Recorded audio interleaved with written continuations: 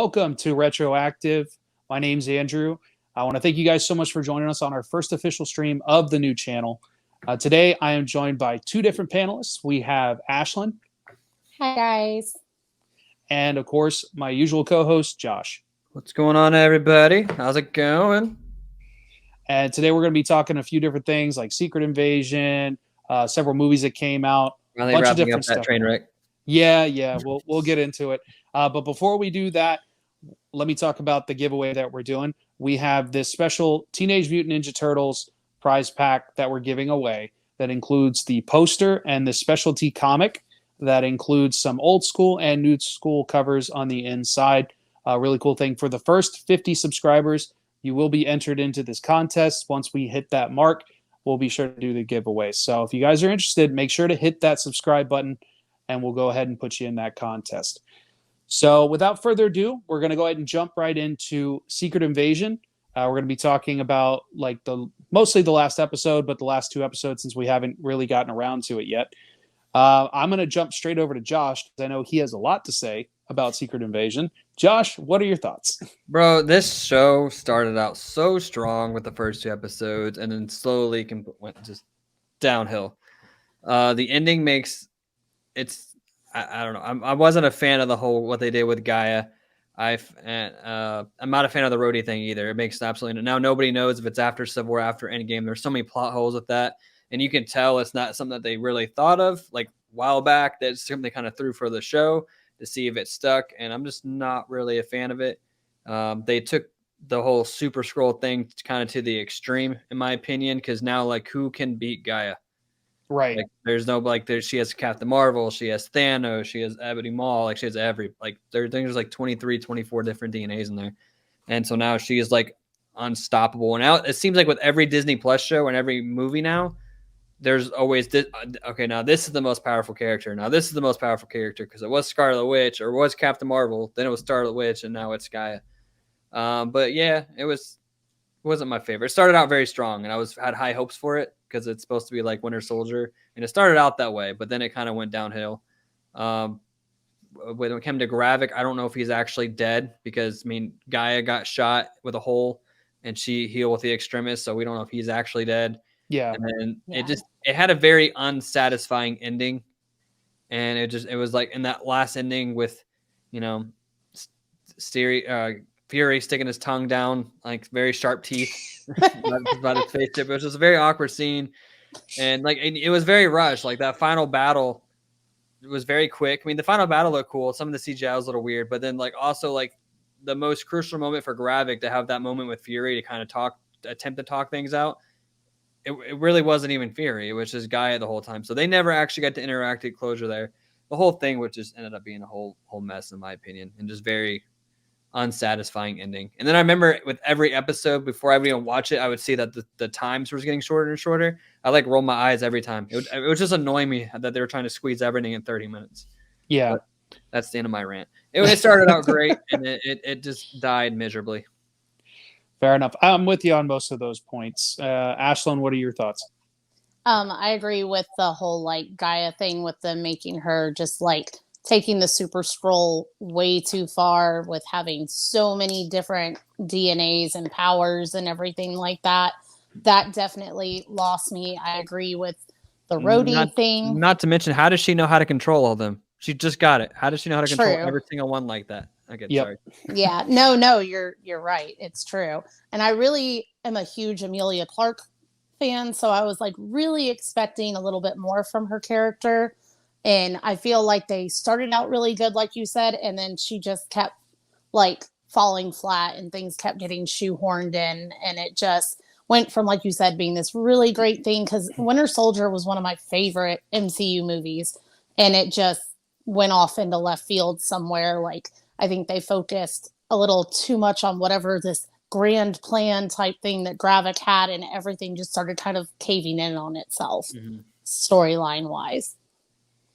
Yeah, a lot of good points from both. And I echo pretty much both of what both of you are saying, especially with the whole final battle scene. That, first of all, some of the graphics in that was yikes. As like the part in particular $100 million budget go? That's what I don't understand. Yeah, like I keep seeing the image of where she does the arm, the Drax arm, and I'm just like, that looks so bad.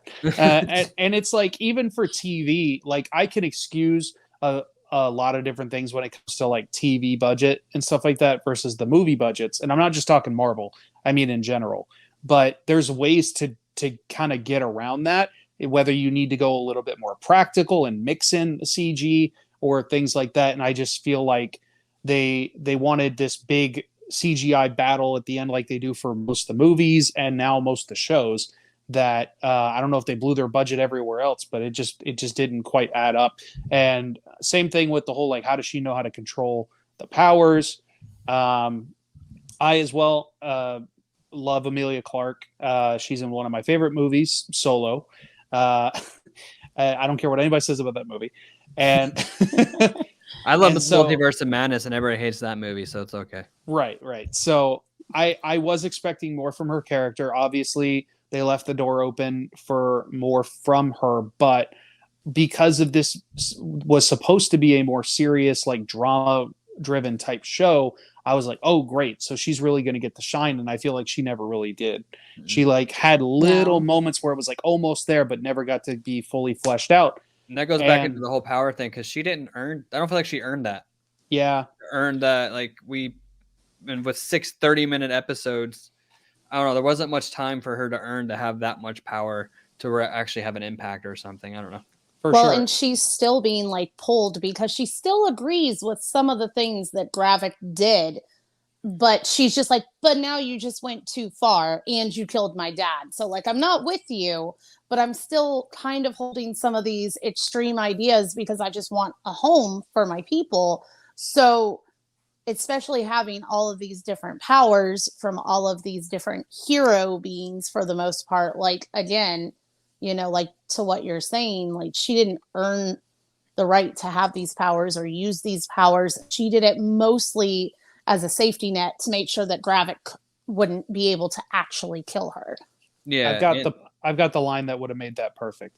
My name is Gaia. You killed my father. Prepare to die. Sorry, I couldn't help it. No, you're good. I feel like the scene with the president and Rhodey and Fury, kind of the standoff, I feel like they dragged that out. They could have easily killed that scene in like 2 or 3 minutes and put more time into the actual final battle and gave more there. Because what's her face? The lady, I forget her name. She's like everybody's favorite character in the show right now.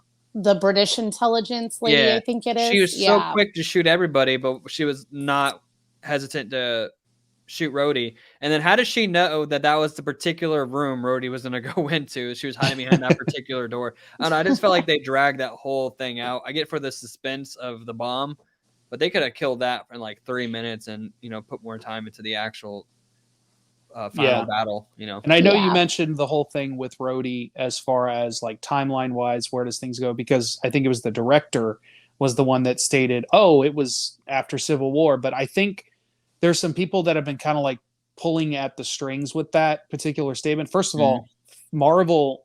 Well, he said, I don't know. He said he thinks. Yeah, that's what he thinks. Sorry, that's what he said. He didn't say specifically. That's what he thinks. He's kind of. Have you seen the comments he's been making? Like he's like he doesn't care that fans aren't happy with the way the show ended, and he's just kind of like digging his grave. I feel like I don't know. What I was going to say was that there's a lot of people that have been kind of digging deeper into it, and they assume that because of different like key things that it was actually still after Endgame, but it was somewhere between Endgame and Falcon and Winter Soldier. So like by the time we see him in Falcon and Winter Soldier, even though it's like a small part, he's already a Skrull at that point. I'll be okay with that. If he was a Skrull since after Civil War, I'm gonna hate that. Yeah, because you see him in Endgame and everything. I think it's or Infinity War, whatever. He's still got the leg braces on. By the time we see him in Falcon and Winter Soldier, he's not using those, or as far as we can see, he's not using, because they would go over his clothes. He was bleeding red. Right. Yeah. So it doesn't make sense otherwise. Well, and like we talked about, Andrew, it takes away the whole gravity of Mm-hmm. Tony dying and him being at Tony's funeral and getting to say goodbye and everything like that. Like, that would just be so messed up to Yeah, take that would that ruin away. the The whole only thing. positive I can see out of it, if it is after Civil War, is Rhodey is Don Cheadle's a great actor, but he's always been kind of like a side actor. He's never really got too much character development because he's not been on screen that much. His screen scenes are very brief. It would give us a chance to actually get some growth from him because now he has to learn about everything, about the blip, about Tony. Yeah. And in Armor Wars, he has to pretty much find himself again. But another thing that doesn't make sense is that whole situation with them when they're in comas. Like, do they not get messed up by the radiation? That makes no sense. And if it was after Civil War, did their bodies magically get blipped back right in their pods and put right back in a coma, or stuff like that? There's some plot holes there. Yeah, there's definitely some heavy plot holes with that. Yeah, I think that Gravik's plan was probably starting to execute post everyone returning. Yeah. Post the blip and everything like that, because otherwise it just doesn't make sense. It doesn't track. So and maybe hopefully we'll get a little bit more explanation as things progress. I'm with you on the Rhodey thing as far as it could create a good storyline for Armor Wars, but then going back and watching these previous movies, it's going to upset a lot of people. I think so I don't think it's worth doing that. Even for a good dramatic like beginning to his. You said it's becoming a movie now, right? Yeah, it's a movie. The budget got bigger. That's why everybody thinks Robert Downey Jr. is in it. That's like they did the same. They're talking about doing the same thing with the next season of Mandalorian. They're talking about turning it into a film rather than another I thought season. they were done. I thought we were going to see Mando again in the Filoni film, like that Ahsoka and all that. So there's both. Apparently, they're still in works to do possibly another season of The Mandalorian before we got to the crossover film, because I think there's also the possibility of a season 2 of Ahsoka. That none of that has been confirmed. Just saying, I think we've got a little bit of time before we get to this crossover movie, because that I think is kind of their end game. Where only difference is, I think, is once that's done, it's going to kind of close out that chapter. They might still do some series and things like that, but I think for the whole like Filoni verse, if you will, of these Star Wars shows and stuff like that, it's kind of put an end cap on a good number of characters and storylines and kind of move us on into the sequel trilogy that we already know. And so that's what I think what they're trying to do. So there's this talk that they're going to turn it into a film rather than a series, because Disney Plus has not been doing well with all these series, not just Marvel or Star Wars, just across the board. They have not been doing out for content. They're not actually taking the time for good writing. A lot of these shows we don't need. Like, we don't need an Agatha show. We don't need a Echo show. They could easily add an Ironheart into Armor Wars. Like, there's certain stuff they should really put the priority into these big these characters. And like another thing I mentioned in my video I posted earlier is we're in the multiverse saga, but we only had 5 movies in like the last they've done like 17 projects since Endgame. Yeah, I think it's a really a high number. Like, there's only been like 5 projects that actually dealt with it, and nothing else has referenced it. So is it really a multiverse saga? Like that? I don't know. Yeah, it's a lot of this is very much up in the air for everything, because I understand, whether it be Marvel, Star Wars, or otherwise, why Disney did what they did a few years ago. They kind of had no choice. Like with the pandemic and stuff, they already had some of these series in the works, but I don't think they had as many set in place for any of their properties prior to 2020. It was pretty much just like Mandalorian and like a couple other. They had like 1 or 2 Marvel series they were going to do, and then they're like, "Oh, we might not be able to do movies like people going to the theaters for a while. We should just turn everything into a series and create as much content as we can for the platform." And so then you start to dilute everything, and that's one of the things they talked about with the whole Star Wars thing. Is they feel like, and it's kind of funny because Star Wars has nowhere near as much content as Marvel does.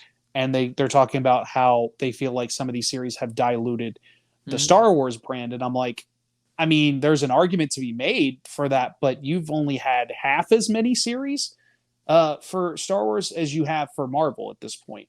So you've had multiple seasons of good ones have been, at least from my opinion, is Mando season 1 and 2.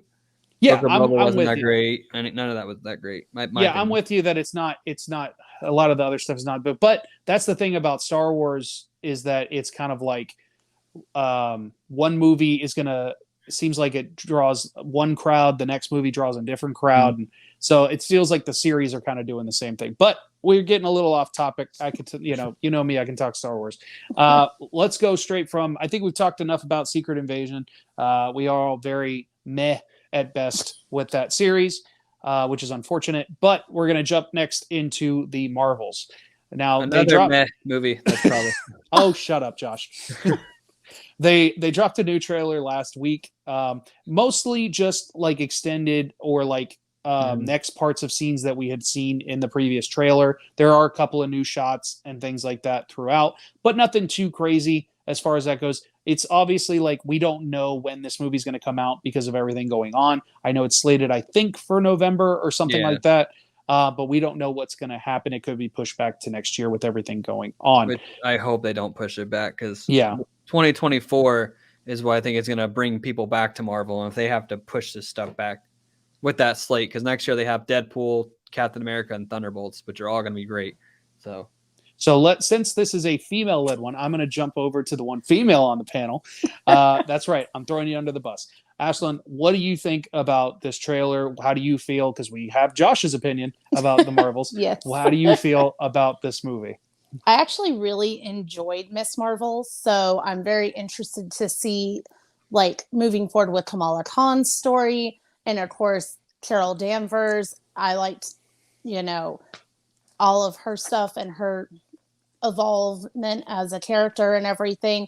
I think the one I'm most interested to see is the character development with Maria Rambeau, because we saw her in, of course, Scarlet Witch with WandaVision. Thank you. My brain went blank. With WandaVision, but we only got like her perspective within, what was it, Westview or something like that, whatever the town was called. So for that, it was just like, it was little bits all kind of situational. So this is the first time we're really seeing Maria outside of that universe and like all the stuff that she did with WandaVision. So I'm interested to see learning more about Maria Rambeau and like what she's doing, because obviously whatever she's doing out there floating in space, poking at barriers and stuff, whatever's going on with that void in space that starts this whole thing. So it's going to be interesting to see her character development and get some more backstory on her and everything like that. So my understanding is that's a jump point, if I'm not mistaken. Is that correct, Josh? That they're looking at like the jump points from like Guardians? Yeah. It doesn't look like a jump point. It kind of looks like the Hex a little, like a blue version of that. That's what I took of it. I couldn't tell what it was, but I guess it would make more sense. I think that's going to tie into what's connecting their powers and everything. I know it has to do with the villain and the bangles and everything, but I think that also, because when she touches that is when she swaps places with Kamala Khan and she pops up in the suit. I think Kamala Khan's going to be the best part of the she's the best part. Like, this movie looks fun. Don't get me wrong. I'm going to go see it opening weekend. The movie looks fun. I'm expecting to have a good time. I just don't have I'm not like super hyped, and I'm just not excited. And it's a weird feeling for a Marvel film. Usually you get super excited. So one of those things where I'm hoping I go in and I enjoy it more than I hope so. Just because like I've had high hopes for a lot of stuff, and then I come out of the theater kind of like, that was kind of meh. Well, it kind of goes with what you're saying is like we're supposed to be in the multiverse saga, and I don't think this really is going to play into that hardly at all. Apparently, it's back and forth that Disney's cutting it, but there's apparently supposed to be an incursion that happens in this movie. So, but they're so back and forth that they're going to keep it or not. If they don't keep it, I think it's stupid because they really got to start, hitting the brakes with this multiverse stuff because. Right. But no, the movie looks fun. I'm going to go see opening weekend, and I'm going to have a good time with it. I just don't have like high expectations for it, which could lead to a great experience because I'm not expecting it. Like I just binged Twisted Metal on Peacock the other day, and it looked like it was gonna be awful, but that show was great. That was actually really fun. Like I don't know if you have Peacock, I recommend watching it. Sweet Tooth was great. Anthony Mackie's John Doe character was great. It was a fun time. But I think that's the best time is when you don't have high expectations and you're surprised that something's actually good. Yeah, that's usually like best case scenario for me. I mean, I want to be, whether it's walking out of a movie or watching a series, to just be like completely knocked out, regardless of my expectations, and like just so happy about what I saw. But it's not always the case. Regardless of what I'm going to see, I do my best to hope to kind of like waver my expectations, so that even when I went in to see like John Wick 4 and stuff like that, like I already had loved all 3 movies they had come out with, but I'm just like, I don't know if they can do it a 4th time. So like I just kind of like keep it very middle of the road if I can, that way. Minus the excessive falling down the stairs. They did a great job.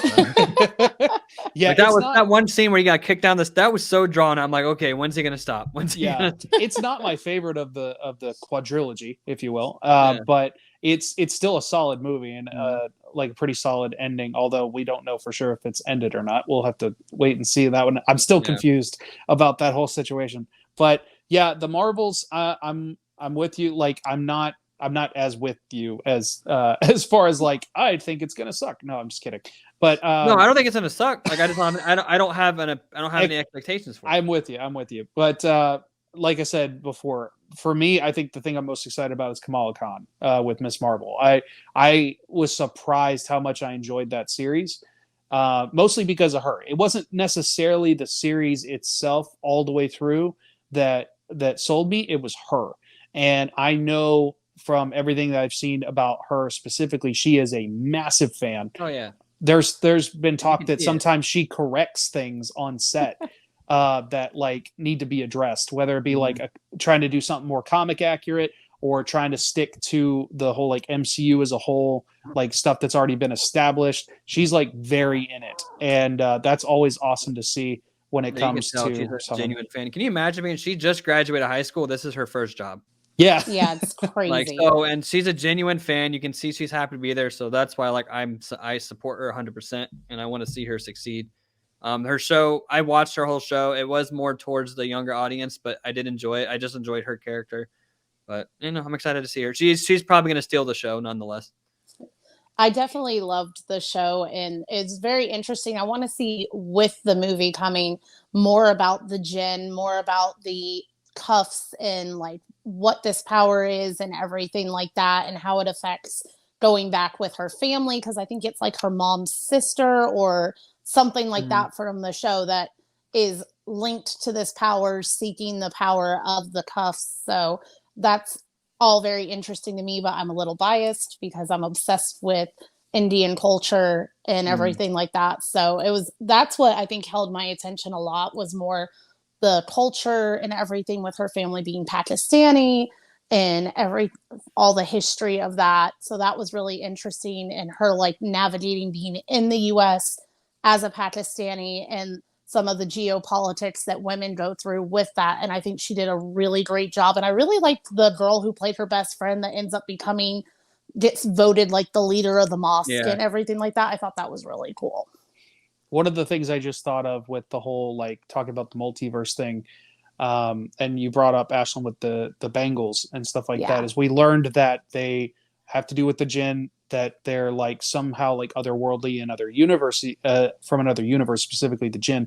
That if they keep the incursion you talk about, that could be the universe that gets affected, because they can't really have an incursion in the MCU universe right now, because that would mean that the universe is destroyed. And I don't think they're going to do that in this specific movie. So something that just popped in my head is that could be the universe that gets destroyed, is the Jinn universe. And then that could affect the powers and things like that, as far as trying to figure things out going forward. Just throwing out theories, seeing what sticks. No, I think they're going to say they have to, the big incursion for King Dynasty or Secret Wars. And from my end, I have a strong gut feeling it's going to be 616 and 838. For the one we got, the universe we met in Doctor Strange. Oh, okay, yeah, the one that's like the like futuristic utopia type of thing. Yeah, the one because Arwanda pretty much went in there and murdered their Illuminati and everything. Yeah, so they want revenge. Still holding tight. There was a empty chair. There is an Iron Man, and whether it's Tom Cruise or Robert Downey Jr., I don't care. I want to see a pissed off evil Iron Man. That's what I want to see. Yeah, there's a lot of people that say they want to see Robert Downey Jr. return as a evil Iron Man from that particular universe. Yeah, because he comes home and his whole crew's dead. He's gonna be pissed off. Understandably, yeah. So, also on the Marvel front, we got a new trailer this week for Loki season 2. There's a lot going on here, a lot to unpack. We are starting to see, we get little glimpses of Kang in there, so it does seem like things are getting back to normal, if you will, as far as the whole Jonathan Majors situation and the whole worry of what's going to happen with Kang. So the fact that they're showing him, even for that split second in the trailer, of his actual face, not to mention that whole clip right there with the wall, seems like it's a pretty safe bet that he's sticking around. So that's good to see. This trailer's got me hyped, man. Like, I love this whole like detective style thing that they're doing this time around, kind of jumping around time wise. Obviously, Loki's got his whole situation where he's time jumping himself, but then they're also hitting all these different points in time, it seems like, from the trailer, which I think is going to be a lot of fun. Ashlyn, what did you think of the trailer? I think everything that they're going for is really interesting. Like you said, the detective side of it. I'm really interested. I know I mentioned to you when we watched it that Sylvie and her whole look has changed. So it's like, I know she's rocking the lady mullet. So we'll see. I'm really interested to see what's been going on with her this whole time and everything, since it's mostly been, seems like Loki and then Owen Wilson's Morbius, yeah. Is it Morbius or Mobius?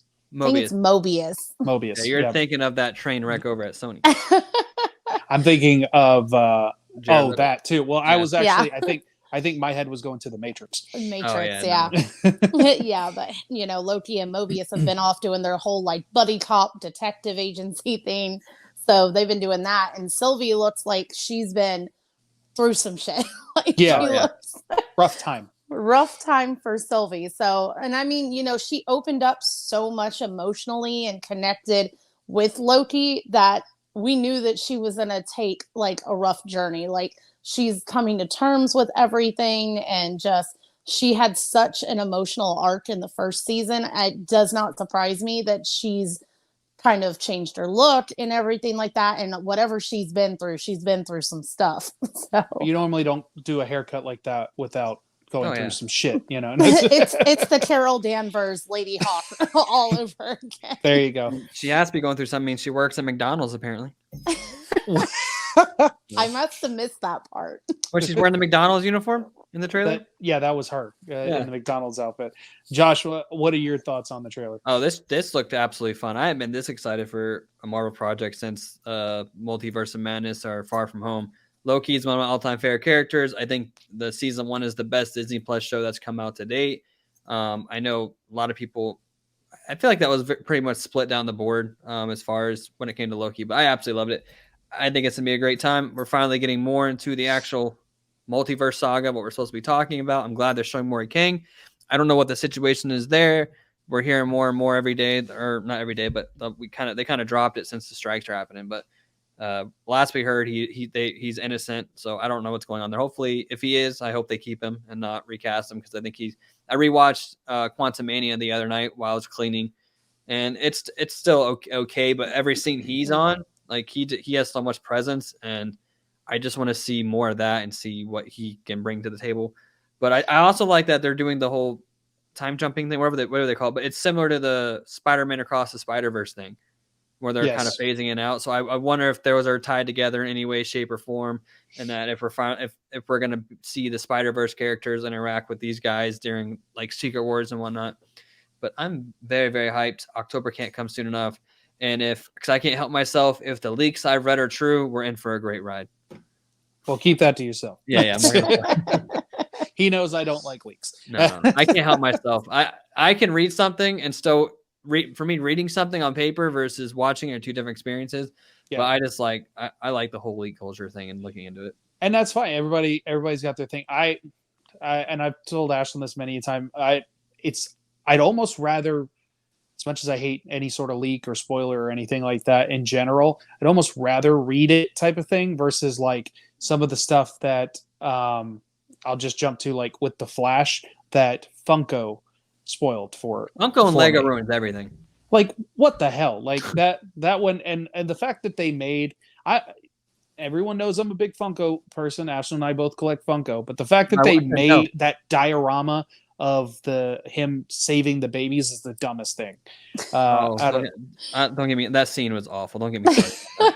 That whole The movie was just the baby in the microwave. Tell me how that works. I don't know. Anyway, that don't need to talk more about that train wreck. Yeah, Loki. I'm very, very excited for this series. Very much looking forward to it. It's not that I was like on the fence of season 1. It was like I feel like at times I didn't really know what to think or how to feel. I feel like I need to go back and rewatch it before season 2 comes out. Oh, we're definitely doing that. Yeah, because it's been a couple of years. So I need to refresh my memory. I need to just kind of like see it again and then jump into season 2. So I'm looking forward to that. I'm very interested to see the whole like Sylvie Loki dynamic play out a little bit. Still a little weird. The romantic I mean, it side makes sense. He's in love with himself. It makes sense. He's in love with that. No, the explanation fits. Don't get me wrong, but I just kind of like take it out of my head. It's like it's essentially the same person. I just, it's fine. It's fine. Self-love. Yeah. He's just the Norse version of narcissist, so it's fine. Basically. Yeah. He's definitely. And it's the one time I'm here for a narcissist. So. He is by far one of the best MCU characters to date. Oh, yeah, I love it. And I'm glad sure. that they're keeping him through this through line. I don't know if I have a feeling he's going to be a big part of Secret Wars, considering he's the first one to actually deal with Kang, and they're building him up for something. But I don't know if we'll get him past that, unfortunately. Because if you think about it, if he does up to Secret Wars, that's like what, like 20 years worth of movies he's done. Close to it, if nothing else. Like it'd be like the first Thor came out in what 2011, something like that. It was 11 or 12. I can't remember. Well, 12 was Avengers. I think 12 was Avengers. Oh, okay, you're right. So it would have been 2011. Yeah. Yeah. So it'd be like a whole Hugh Jackman Wolverine situation with like a 20 year span of doing the same character. So I don't know. If we're getting Secret Wars. They keep pushing and pushing. I'm gonna be like well in my 30s by the time we actually see it, and it just makes me so sad. Wham! I'm already in my 30s. How do you think I was gonna say join the club, Josh. All right. Well, we've talked a lot about MCU stuff. Now we're gonna jump over to the movie sphere. Josh, unfortunately, hasn't seen a number of these films, but we're going to try. I haven't seen any of them, but I'm here. But we're going to try and engage him anyway. We're going to start things off with Josh's most anticipated movie of the summer, Barbie. Now, I'm gonna start off by saying this movie surprised. Lay that on the screen for you guys a little bit longer, just to, yes. So you drink it all in. Yeah, just look at that hunk. Look at that Ryan Gosling hunk right there. Yeah, and Margot Robbie, she looks good too. Yeah, Margot Robbie. She literally is like a living Barbie. It's freaking. Can you imagine insane. if they got Ryan Reynolds to do Ken? Oh my god, that's like they said that they asked a lot of people to do cameos or like smaller roles and stuff like that, and a lot of them just didn't work out because of like scheduling and things like that. But they threw so many things at the wall. Trying to get as many people in it as they possibly can, and I guarantee he would have done it had he been able to, assuming they asked him. But yes, of course he would fit as a Ken. Like if it wasn't Ryan Gosling doing it, Ryan Reynolds is like the next up for a Ken, in my opinion. I would have gone and saw if Ryan Reynolds had done it, but yeah, and he would have fit really well. Like, but the funny thing is, I'll say that Ryan Gosling's version of Ken in this almost had a little bit of that like Ryan Reynolds feel to it, as far as like that real like kind of like awkward humor type stuff, and just kind of like it's really hard to explain because you haven't seen the film, but this movie is nothing like you expect. It is so like subversive and but deep, and just it throws you on your head, because the whole time, obviously, there's the ridiculousness of just the Barbie land in general that you spend most of the movie in. You're only in the real world for a good, like, what would you say, babe, like 30 minutes? Yeah, maybe 30. Yeah, 30 minutes of the movie is spent in the real world. Majority of it is spent in Barbie land. And I'm doing my best not to mansplain Barbie, because the last thing I want is people coming after me. But it's essentially shining a light and like kind of a mirror to the real world, where like in Barbie land, the women are in charge. The Kens are just there for show, essentially. And so the whole thing is then they go to the real world, and Ken learns about patriarchy and the fact that men rule the real world. So he brings it home with him, if you will, and things go absolutely nuts. But they did a fantastic job with the casting. Ryan Gosling was he almost steals the show, honestly, as Ken, because of just how ridiculous that character is.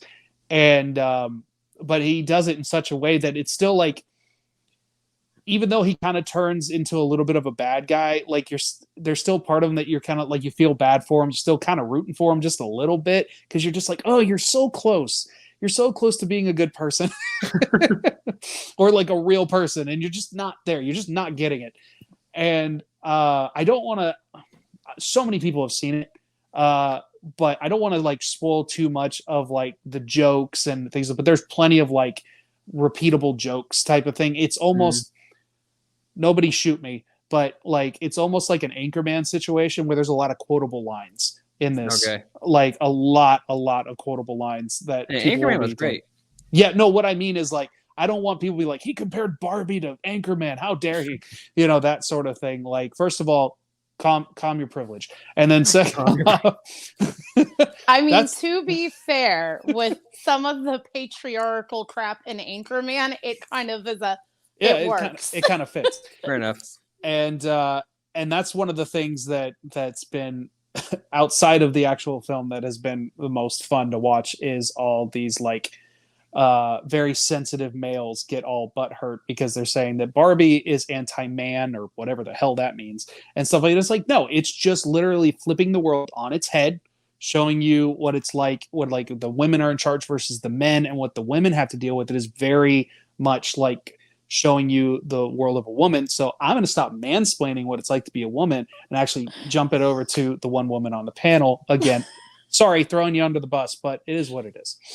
No, we absolutely loved seeing this movie. We got to do a special preview and went early. It was so much fun.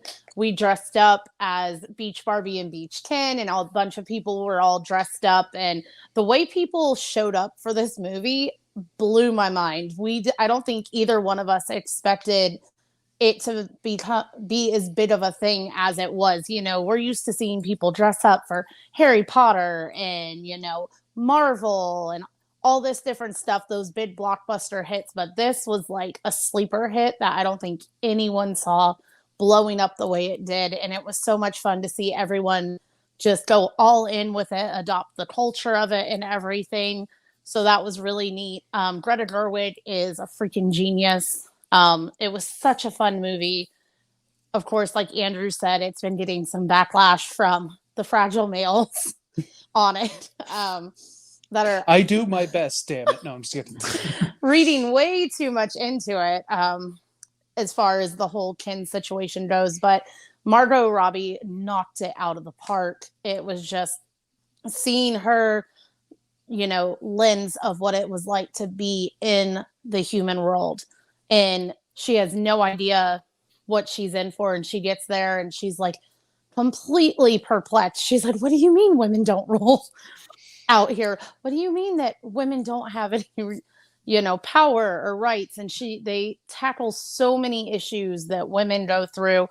And for me, I was just like, you know, for the people that don't understand what women go through, you could literally just play the movie and just be like, this right here, this scene. And there's a whole monologue that happens from America Ferrera's character talking about being a woman and how you have to be this, but also not be this. And you have to be, you know, not too fat, not too skinny. You got to be right in the middle. You got to be perfect. And it's just impossible for a woman to be all of these things nowadays with all of the stuff that's put on us and everything like that. And she's doing this monologue in front of the Barbies, in front of her daughter. And so she's like showing, you know, it's covering all the bases and everything. And it was just such a fun movie to watch, but also had so much heart in it and tackled real issues. So it was funny because before we even went and saw it, I read this review and they were like, oh, this movie doesn't have any depth. And I'm like, I'm sorry, did we see the same movie? Because there's so much depth going on while also being fun and lighthearted with it. So I think Andrew's favorite part was seeing Shang-Chi play a Ken. Yeah, I was about to, and So Gravik's in funny. it. Yeah, graphics And in it too. Yeah, he the Shang-Chi person, I feel bad I can't remember the Simu actor's Liu. name. Yeah, he's like the second lead Ken, if you will, because they're all Ken. Everyone's Ken, everyone's Barbie, except for one or two people. And then, but Alan, he's essentially like the second male lead of the movie, and him and Ryan Gosling's Ken like constantly butt heads, and it's they did such a good job with that, and it's I don't want to, like I said, I don't want to go too much into it because there's just like so much I could say. But yeah, I really didn't think I'd enjoy that movie as much. One of the things I want to touch on real quick before we move on is the practical effects with this movie. Insane. So funny. It's like mostly practical. Like obviously, like the wide shots and stuff like that, it's going to be like CG backgrounds. But there's this part when whenever they're traveling from the real world to Barbie Land or vice versa. I just saw an interview. It's all practical. Every part of it was practically done. So it took them a really long time to get that done. And then obviously the sets and like they built like the Barbie dream houses and things like that. Like the water and stuff didn't work. Yeah. It's all practical effect though. So it's amazing to see something like that. And the fact that they would go through all that. What really shocked me about this movie is the fact that Mattel allowed this movie to happen the way that it did. It's one thing to be like, yeah, we're going to make a Barbie movie, but it's another thing for what the Barbie movie actually became. And then Mattel is not only backing it, they're essentially in it. Will Ferrell's character is playing like the head of Mattel in this movie. And so they kind of make jokes about the company and the fact that it's all run by men and things like that. But the fact that they let that happen, as someone that's like a huge fan of like Power Rangers and things like that, and all the Transformers and things that are owned by Hasbro, I don't think Hasbro has the balls personally to do what Mattel just did. Well, you gotta have a sense of humor. Yeah, exactly. You got to have a sense of humor, and I really appreciate that. But yeah, we could talk about Barbie for a while, but we still got some other movies we gotta go over. So, but real quick before we move on, Josh, now that we've talked about it a little bit more. Obviously, you might not go see it in theaters, but when it hits like streaming or something like that, do you think you'll actually watch it? She'll probably drag me to see it at some point. But trust me when I'll watch it for Simu. Yeah, trust me when I say that you will like it more than you think. Okay. If nothing else, it's not. I'm not saying it's gonna be your favorite movie of the year, but you'll appreciate it for what it is. If nothing else, I'm glad y'all had a good time. It seems like y'all really loved the film. One of the crazy things about it is that this is easily going to crack $1 billion. It's already above $750 million worldwide. Well, yeah, we live in a meme culture, so like I saw this thing blowing up because we. Yeah, well, I knew it was going to make money. I just didn't know if it'd be the $1 billion type of money because we haven't really had that this year. Like as far as films, I don't know if we might have had one movie hit $1 billion so far. I'm not 100% sure on that. But I know most of them have not. Even the Marvel movies and stuff like that, like being some of the highest grossing films of the year, I don't think hit $1 billion at the box office. So the fact that Barbie, of all things, is going to be the one to do that says something. Well, the one thing we do have to talk about is how I think Mattel is jumping the gun a little bit with this whole, we're going to make 16 different Mattel-verse movies. No one's clamoring for a Mattel-verse. Like, this isn't Marvel, like... Hungry Hippos, the movie. They don't need to be like Transformers, combining Transformers with G.I. Joe. That one makes sense. That one was cool, though. Some of these other ones that they've got in the works, I don't know. But let's talk about the next movie on the list, Haunted Mansion. We went and saw this movie last weekend when it opened. I love Eddie Murphy. She really enjoys that one, and I've come to appreciate it because she enjoys it so much. It's kind of one of those like fun Halloween movies. Yeah, like she'll watch it any time of year. But I was also very young when it came out, so that was like that helps. Yeah, that's the nostalgia factor for it. Like you love it for what it is and everything. Like it's Eddie Murphy being Eddie Murphy with the Haunted Mansion in the background, but it's Dr. Doolittle and, all of his characters just like, it's just Eddie Murphy being Eddie Murphy. But it grows on you after a while, and it definitely has always been a favorite in our house. So now, as far as this one goes, Ashlyn was more of a fan of this movie than I was, so I'm going to let her start things off. I think the thing that really hit home for me that was the saving factor for this versus Andrew's opinion was all the callbacks to the ride. Like, you're literally sitting there watching, you're like, oh my gosh, that's from that. And this is from that. And they even did the Donald Duck chair from the expanding hallway. So there's so many little things like that you catch, and all the different effects that they copied from the ride. That was overall... deep cuts for the Disney adults. That's what kind of was like such a huge thing for me, because you never really saw that in Eddie Murphy's. There's the most you got is the graveyard scene and the ghosts in the carriage and stuff like that. Expanding door, things like that. Yeah. Like, there was very few, deep cuts from the ride. This is just like one after the other after the other.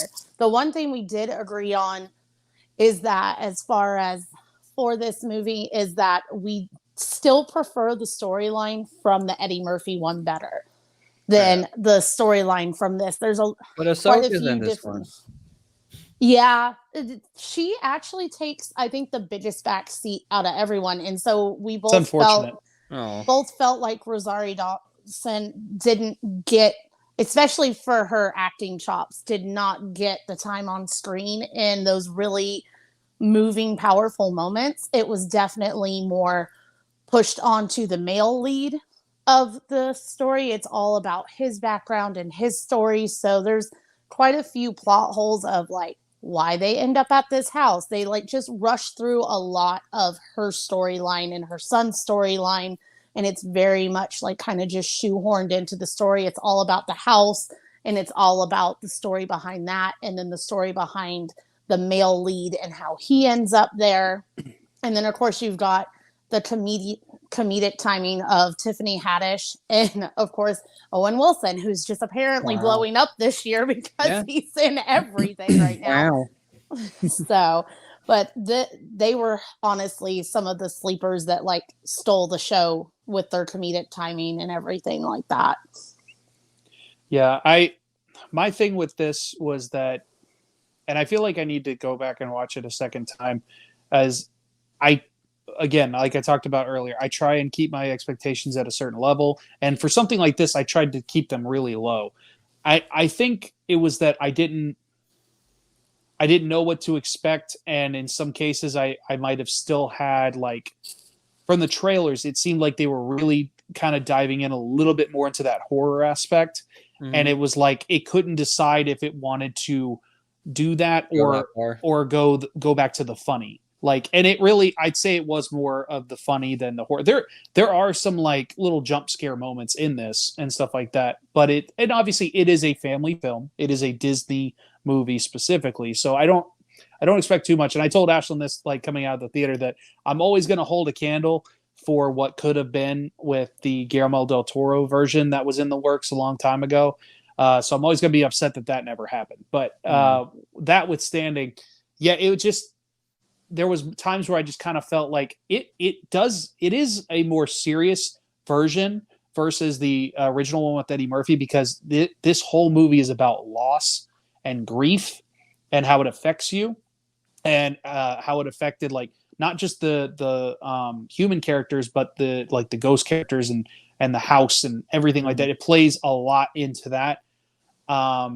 It's like I said, it just kind of felt like, because we had that going on, but then we also had the Tiffany Haddish and Owen Wilson stuff going, that it just kind of kept jumping back and forth as far as like tone. That's the word I was looking for. As far as tone wise, I couldn't get a clear like sense of the tone of the film at times.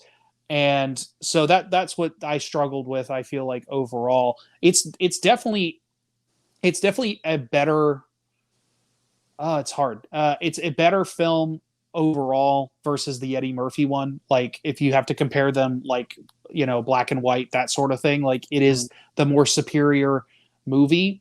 But as she mentioned, I think I actually like the like mystery storyline of the original one, as far as the whole like Gracie and the why he killed himself and that whole situation kind of played a little bit better than some of the stuff they did with this version. With the whole, they focused on the Hatbox Ghost was the big focus, which we don't have that here. They're about to bring him into the Haunted Mansion, but he's from the Disneyland version of the ride, and he's like a fan favorite. So they made him essentially the bad guy of the movie, and you get kind of his backstory. He's played by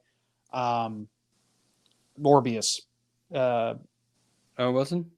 Jared Leto? No. Jared Leto, yeah, actual Morbius. Okay. He's played by Jared Leto. You wouldn't know it because it's like a completely like CG face or whatever. It's mostly just voice acting type of thing.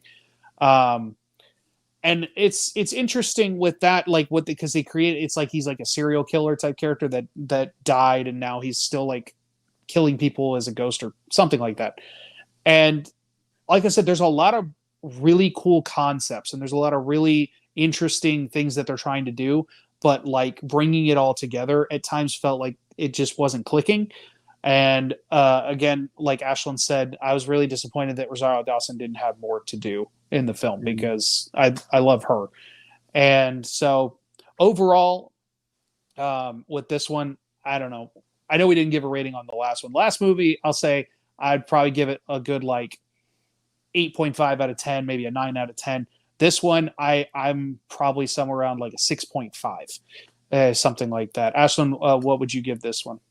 I'm somewhere between like a 7.5 and an 8, just because of all the practical stuff as far as like the callbacks to the ride and everything. As far as storyline, it's more like a 6.5 maybe, as far as the story goes cohesively. You forgot to talk about the fact that your other big issue was Madame Leota with Jamie Lee Curtis. Yeah, I didn't like the way that she looked in this. So you get glimpses of her as she was as a human, and then you see her, and she just looks like Jamie Lee Curtis. Then you jump over to her as in the crystal ball, and I said this to Ashlyn, it looks like someone in drag as Madame Leota type of thing. It doesn't really look like Jamie Lee Curtis. It's completely CGI'd face, like to the point where I don't even know. I'm assuming they did motion capture just to get like the mouth motions right and stuff like that, but it's not well done. It's not the way that they project her face on it or however they did it. It's just I didn't like it. Every time it popped up on screen, it made me uncomfortable. like because I'm just looking at this like weird CGI head in a ball, and it's just not working. Versus like the last one, they did the old school way where it was they just like it's a real person's head and they just project it into the ball type with of thing. Jennifer Tilly. What they did with the old version, I would have preferred that. Yeah. I don't think the CGI thing was necessary at all for that. So another issue we had with it is like when you see Madame Leota in the real world, she looks like she's in like Elizabethan era clothing. So this timeline is very screwy as far as like what's going on, like when all the ghosts got into the mansion as far as that's concerned, and like when the Hatbox Ghost is killing people, like how they got there. There's just a lot of plot holes going on, especially timeline wise for the whole history of the mansion and everything. So that was like part of the reason why I think it dragged it down storyline for us, is because I think they honestly needed more time. Yeah. I think they probably could have used Andrew, like an extra half hour probably to get all the story in that they needed with all the layers they were doing as far as like the mansion versus the Hatbox Ghost and all of that. Yeah, sometimes that's what it's like. Sometimes it seems like 30 minutes is a lot of time, but it can do a lot because like with the Ultimate Edition of Batman versus Superman, that extra 30 minutes fixes a lot of stuff with like the editing and things like that of that movie. That version is so much better than the theatrical cut. That's the only version I'll watch. Same. So it's one of those things that like sometimes that's what you need. You just need Also, more time. like Secret Invasion. If they would have given hour-long episodes versus 30 minutes, that show probably could have been a lot different. Probably. Yeah, definitely. So we're going to move on to our last movie of the day, and that is Teenage Mutant Ninja Turtles, Mutant Mayhem. We got to see an early screening of this on Monday night. That's where I got the poster and the comic that we'll be giving away. It was a lot. It was no, I love Ninja Turtles. This movie is the dynamic and the just like the camaraderie that you feel with the Ninja Turtles themselves. They all went with young actors with this one, so they're actually teenagers for once. And they're Have any of them done anything? I forgot to ask you this the other day. I didn't recognize a single one of them. I don't know if they're all new. Well, more than likely they're I don't know for sure if all of them would be. I feel like probably at least a couple of them have done something, whether it be like, I don't know, a Nickelodeon show or something like that where they were like actors before. It's possible that they're all brand new. I don't know specifically, but we got to see this featurette before the movie started, and they talked about the process they went into creating this movie, and they actually had all 4 actors record their lines together in the same room. So Didn't like Seth Rogen produce it or direct it or something? Yeah, he didn't direct it, but he did produce it, Mm-hmm. and he definitely has a hand in some of this and some of the humor. You can tell it's like a Seth Rogen type stuff. But that's why they wanted to have the energy. So that's why like they had all of them recording in the same space so they could feed off of each other. And sometimes they said they would just let the thing go and just let them just kind of like, you know, go at it with each other and things like that. So you really get the energy of this young cast, and it translates really well into actually focusing on the teenage side of TMNT, where normally I think every iteration prior, it's always been adults voicing or acting the parts of the Ninja Turtles. And they wanted to focus. Obviously, it is geared a little bit more severely to the Gen Z generation, but it's not all lost for like people like us that are a little bit older, the older crowd that grew up on Ninja Turtles. There's plenty of callbacks. The soundtrack is definitely old school. Loved the soundtrack in this movie. There's a few things that I could have done without, and I won't spoil it for anybody because I know this movie literally just came out. There's a couple moments at the end that I'm like, didn't need that. Just definitely some Seth Rogen sausage party humor right there. It's just some unnecessary. It's not quite that bad. Just some gross humor things. Sausage party is Grammy worthy. This has been this is Grammy worthy. Yeah. Oh my god, I still have nightmares about Oscar worthy, that not douche. Oscar. I got that mixed up. Oscar I was worthy. like, for the song at the end, I don't know. Like, I mean, Oscar worthy. My bad.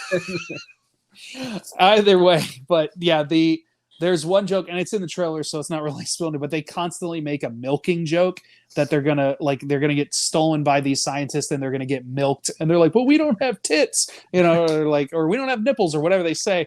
And it's a running joke throughout the entire movie, to the point where sometimes you're like, can you stop saying milked? Like, for the love of God. Very Seth Rogen. Yeah, very Seth Rogen in that there's sense. Definitely a lot of Seth Rogen shining through this the whole time. So. It's not my favorite. Okay, so I haven't seen the like old school live action ones since I was a little kid, and I don't know if I'd really love them now, especially since they're like 80s, early 90s era type thing with the suits and all that kind of stuff. The ones I did grow up on the cartoon, so I do love the cartoon. This was a bad idea, but I did actually watch the it's not actually directed by Michael Bay, but the Michael Bay era TMNT live action that came out like a decade ago. I watched the first one before we went and saw this one because I was just like, I want to watch some Ninja Turtle stuff. And I actually, while that movie's not perfect, the second one is really bad, but the first one's pretty solid. And I really liked the dynamic of the brothers in that one. And that one sticks with me a little bit more. And I like their version of Splinter in that one more. Outside of that, it's very Michael Bay. But so like I like that you have that in this version as far as the relationship between the brothers. I think we can get more of that I know they're going to do a sequel for this movie. And they're already talking about they're going to have a series that takes place between the two movies That's going to go to Paramount Plus, I think is what it is. Because it's going to be a good 2 years or something like that before the sequel comes out. So they're going to do 1 or 2 seasons based off these versions of the Turtles for a series, but in 2D instead of 3D. Nice. The animation is probably, that's one of the things I can't believe I hadn't mentioned. It is so unique. I mentioned this in my post after watching the movie initially, but it obviously there's something to be said of Spider-Verse kind of like opening the door for these different versions of animation to be done, but this takes that to in a completely different direction. It has its own very unique style to it, very rough and like, I don't know if you want to say edgy, but like the featurette before the movie, they talk about that they wanted to kind of give it that style of it when you're like in school and you're drawing the cartoons in your book type of thing, like that very like teenage thing. They wanted to have that feel. So everything is very rough edges, weird shapes with the faces and things like that. So it's a very trailer. I can tell it was really good artist style. Yeah. So that part was really cool. And but Ashlyn, I know you're not the biggest Ninja Turtles fan, but what did you think of the Michael Bay era Ninja Turtles? I thought it was really well done. I'm a true 90s baby. I grew up on Ninja Turtles, Street Sharks. Woo woo. There you go. So that's the next one, Street Sharks. Oh Lord, I'm worried.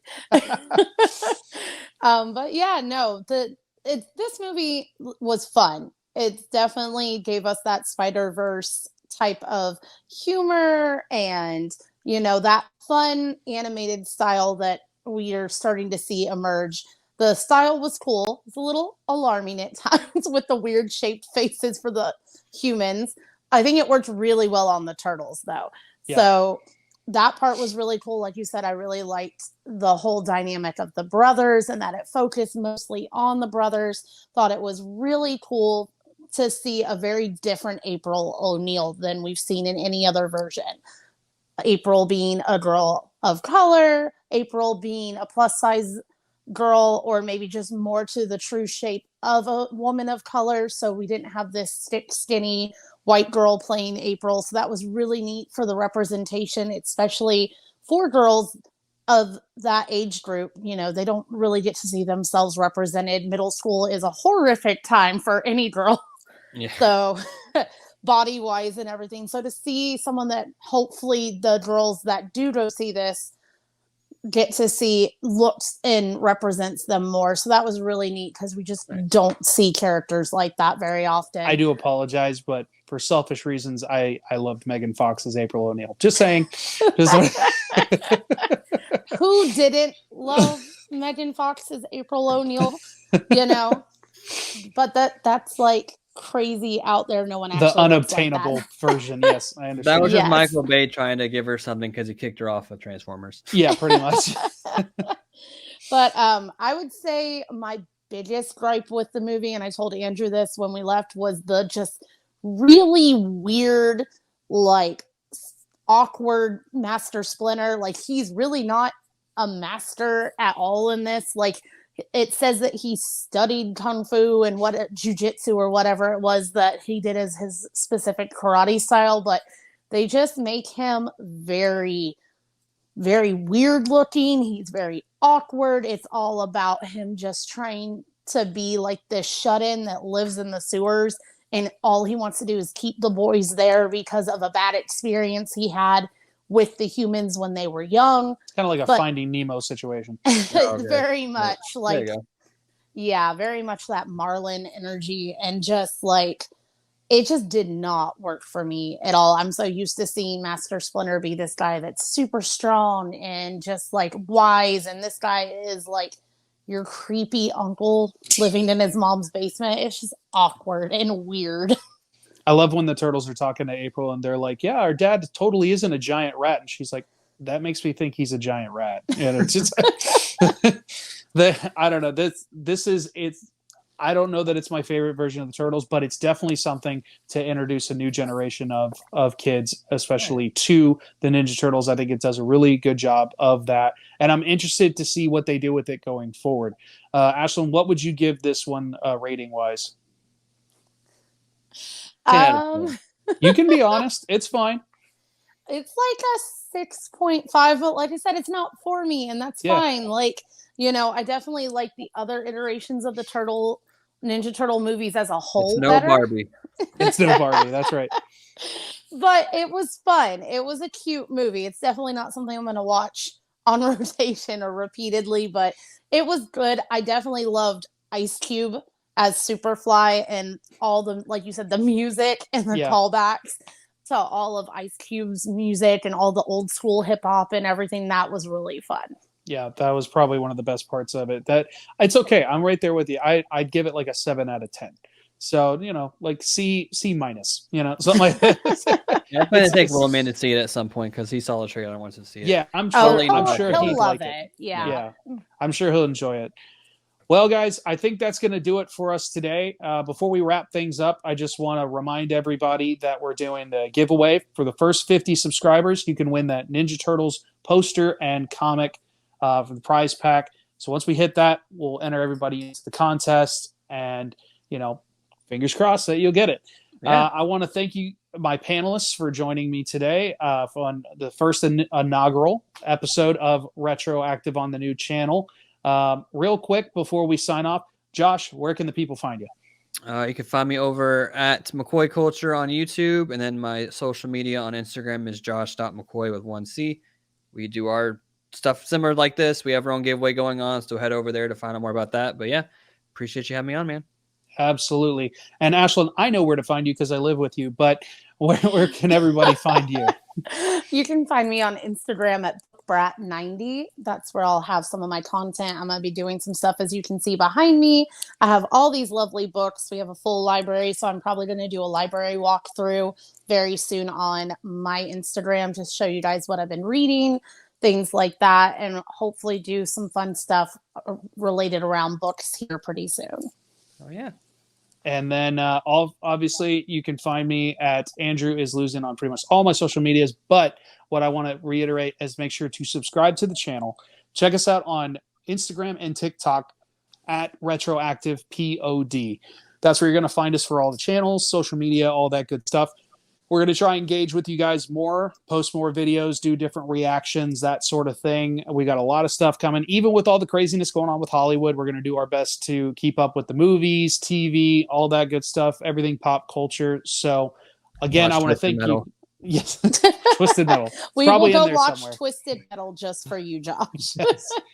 So, thank you guys so much again for joining us on Retroactive, and we'll see you next time. Bye. Bye, guys.